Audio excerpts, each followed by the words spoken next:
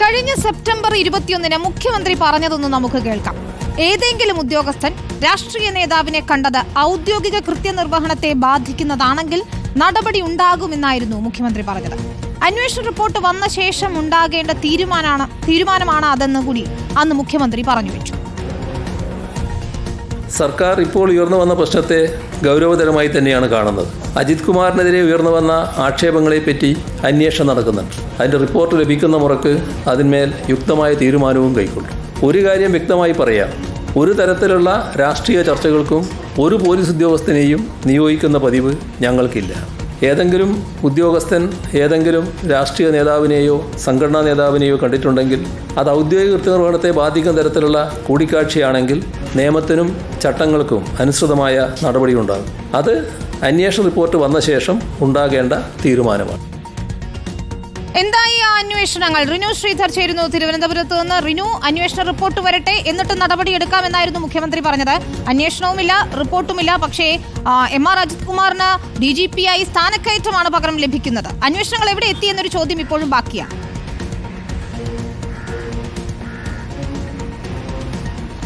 വിനീത വേണു, നമുക്കറിയാം കഴിഞ്ഞ കുറച്ച് മാസങ്ങളിൽ ഏകദേശം 5ഓളം അന്വേഷണങ്ങൾ നേരിട്ട വ്യക്തിയാണ് മുൻ ക്രമസമാധാന ചുമതലയുള്ള ADGP ആയിരുന്ന MR അജിത് കുമാർ എന്നുള്ളത്.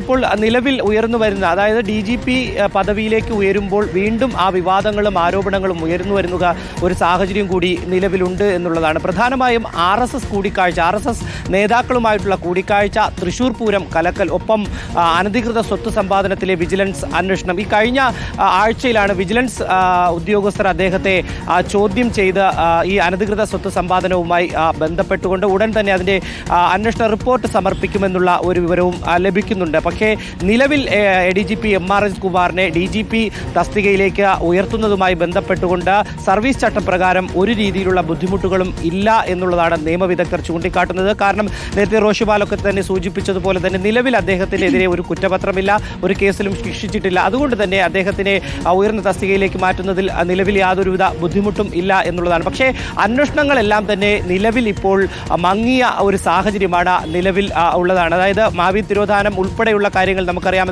അതിലെല്ലാം തന്നെ അന്വേഷണം നടക്കുന്നു. വിജിലൻസ് അന്വേഷണം നിലവിലുണ്ട്. പക്ഷേ ഈ വിജിലൻസിൻ്റെ മേധാവി കൂടി ഉള്ള ഈ ഒരു സ്ക്രീനിംഗ് കമ്മിറ്റിയാണ് അദ്ദേഹത്തിനെ DGP പദവിയിലേക്ക് ഉയർത്തുവാൻ വേണ്ടി. പക്ഷേ ഏറ്റവും പ്രധാനപ്പെട്ട ഒരു കാര്യം, നാളെ ADGP MR Ajith Kumar DGP ആകുമെന്നല്ല, ഇനിയും 6 മാസത്തോളം സമയമുണ്ട്.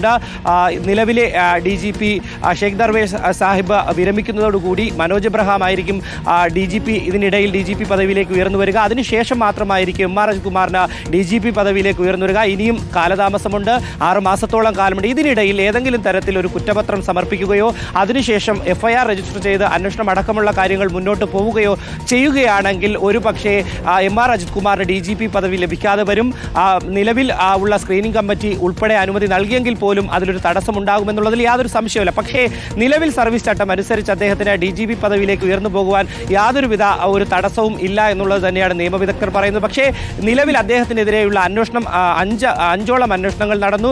ഈ അന്വേഷണം ഒന്നും തന്നെ എങ്ങും എത്താത്ത ഒരു സാഹചര്യമാണ്. മുഖ്യമന്ത്രിക്ക് അടക്കം DGP അന്വേഷണ ശുപാർശ നൽകിയാണ് തുടർന്ന് വിജിലൻസ് അന്വേഷണം ഉൾപ്പെടെ ഉയർന്നു വരുന്നത്. വിജിലൻസ് അന്വേഷണം നടക്കുന്ന ഒരു ഉദ്യോഗസ്ഥന് സ്ഥാനക്കയറ്റം നൽകുക എന്നുള്ളത് സാധാരണഗതിയിൽ സർക്കാർ അങ്ങനെ ഒരു തീരുമാനം എടുക്കാറില്ല. പക്ഷേ ഇപ്പോൾ സർക്കാരിന് മാത്രമല്ല ഇതിലൊരു തീരുമാനമെടുക്കുക കഴിയുക. അതുകൊണ്ട് തന്നെയാണ് നിലവിൽ DGP സ്ഥാനത്തേക്ക് ഉയർന്നു വരുവാൻ വേണ്ടി ADGP MR അജിത് കുമാറിന് സാധ്യത ഒരുങ്ങുന്നത്. ഞാൻ നേരത്തെ സൂചിപ്പിച്ചതുപോലെ ഇങ്ങനൊരു സ്ക്രീനിംഗ് കമ്മിറ്റിയുടെയും മന്ത്രിസഭാ യോഗത്തിൻ്റെയും തീരുമാനമുണ്ടെങ്കിൽ പോലും അദ്ദേഹത്തിന് വരുന്ന സമയങ്ങളിൽ ഏതെങ്കിലും തരത്തിൽ കേസുമായി ബന്ധപ്പെട്ട് FIR രജിസ്റ്റർ ചെയ്ത് കുറ്റപത്രം ഉൾപ്പെടെ സമർപ്പിക്കേണ്ടുന്ന ഒരു സാഹചര്യം ഉണ്ടായാൽ ഈ സാധ്യത മങ്ങുമെന്നുള്ളതിൽ യാതൊരുവിധ സംശയവുമില്ല. വിനീത, ശരി റിനു, ഏതായാലും RSS നേതാക്കളെ കണ്ടതിനൊപ്പം തൃശൂർ പൂരം കലക്കിയതിലും ആരോപണങ്ങൾ നേരിട്ട ഉദ്യോഗസ്ഥനാണ് MR അജിത് കുമാർ.